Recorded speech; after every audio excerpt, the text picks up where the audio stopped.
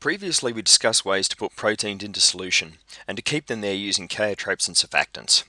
We also discussed the need to fractionate these complex proteome samples with their thousands of protein species using charge and size.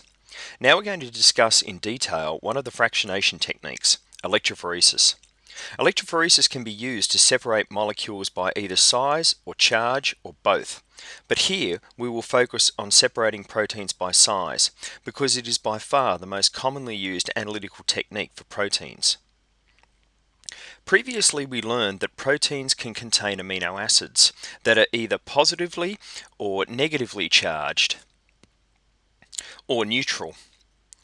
In a buffer of known pH like phosphate buffered saline or PBS, which has a pH of about 7.2, the molecules of one type of protein may have an overall positive charge, while the molecules of another protein may have an overall negative charge, while molecules of a third protein may have no charge at all.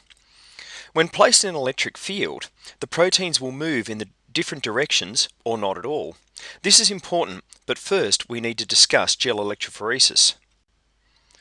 While electrophoresis can be performed in solution, such as the liquid isoelectric focusing that we previously touched on, it is much easier and more reproducible to perform electrophoresis using solid supports called gels. Gels are a porous matrix typically made of agarose, a long-chain polysaccharide extracted from seaweed, typically used for separating DNA, or polyacrylamide, a cross-linked polymer of acrylamide monomers, mainly used for separating proteins. The amount of cross-linking determines the sizes of the pores within the gel, and this is determined by the percentage of agarose or acrylamide, with a higher percentage making the pores smaller. The liquid sample of protein is loaded into a well at one end of the gel. When the electric field is turned on, the proteins move into the gel. Proteins of different size move through the gel at different rates, with smaller proteins moving faster than larger ones. But back to our protein solution containing proteins of differing charge.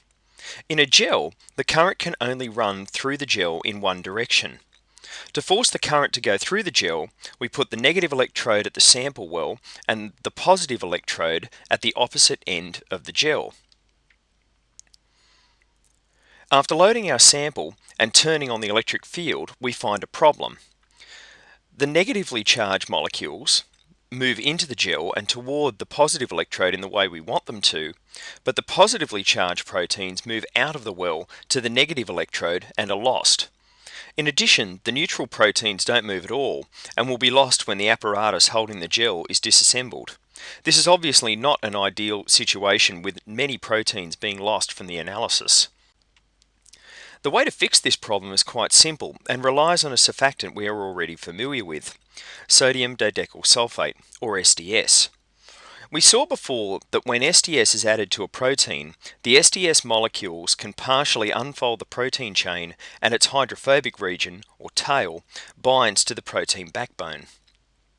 Many molecules of SDS can bind to a single protein molecule, effectively coating it.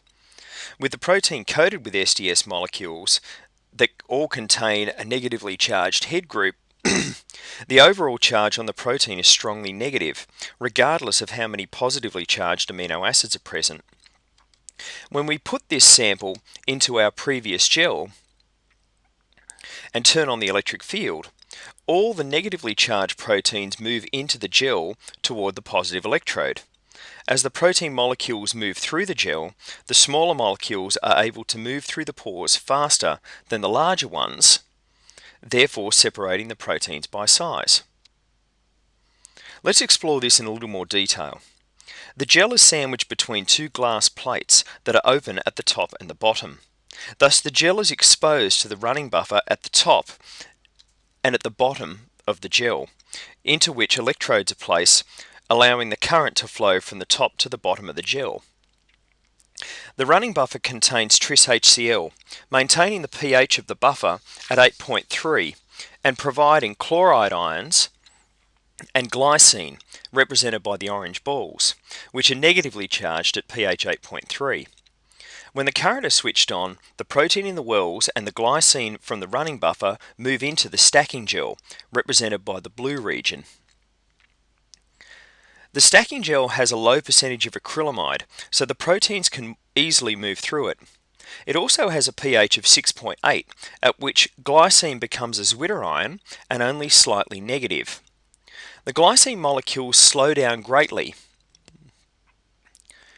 lagging behind the proteins. Thus, the chloride ions become the leading ions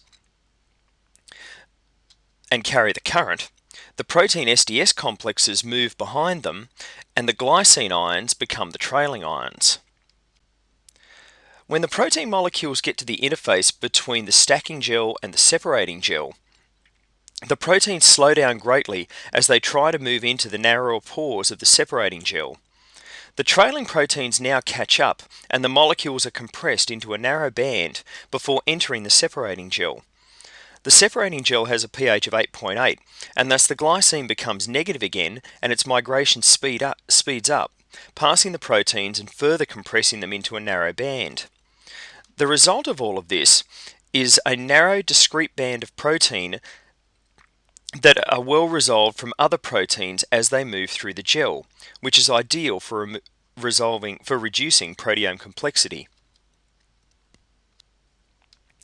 Once we have performed the electrophoresis, we have an issue. When the gel cassette is disassembled, you are left with a clear gel with no proteins visible because most proteins are not coloured. To be able to visualize the proteins is a two-step process. Firstly, the proteins must be fixed in the gel so that they don't simply diffuse slowly over time through the pores of the gel, causing band broadening. This is achieved by soaking the gel in a solution of water, methanol, and acetic acid. Once the proteins are fixed in place in the gel, a staining solution can be added where molecules of a dye bind the protein molecules, thus revealing their location. The most commonly used visual stain is Kamassy blue, which shows up as blue bands against a clear background, and the darker the colour of the band, the more protein is present. Kamassy blue is reasonably sensitive, with about 1 nanogram of protein being able to be detected in a band. The other alternative are the wide range of fluorescent stains available. While these are more sensitive and have a wider range of detection, they are also way more expensive and require a dedicated and expensive laser-based scanner. In addition, the lower concentration proteins are often of too low a concentration for the protein to be reliably identified using mass spectrometry, something we'll cover at a later time. We'll take a slight detour here and briefly discuss an extension of gel electrophoresis, the Western blot. In this technique, after performing the electrophoresis, the gel is not fixed, but the proteins are transferred laterally out of the gel by electrophoresis and into a paper-like membrane. The reason this is useful is that the membrane can now be probed with antibodies that are specific for a particular protein, such as this example showing the presence of CDK7 in a complex mixture. You can also get antibodies for particular types of modifications on proteins that can be lit up in the same way. Western blots are often used to produce complementary data to other quantitative proteomic techniques, validating the results of those methods. Western blots need not be performed with antibodies, but can also be done with other molecules that bind to proteins in the sample, such as proteins or glycosaminoglycans. This can reveal the presence of binding partners on a global scale.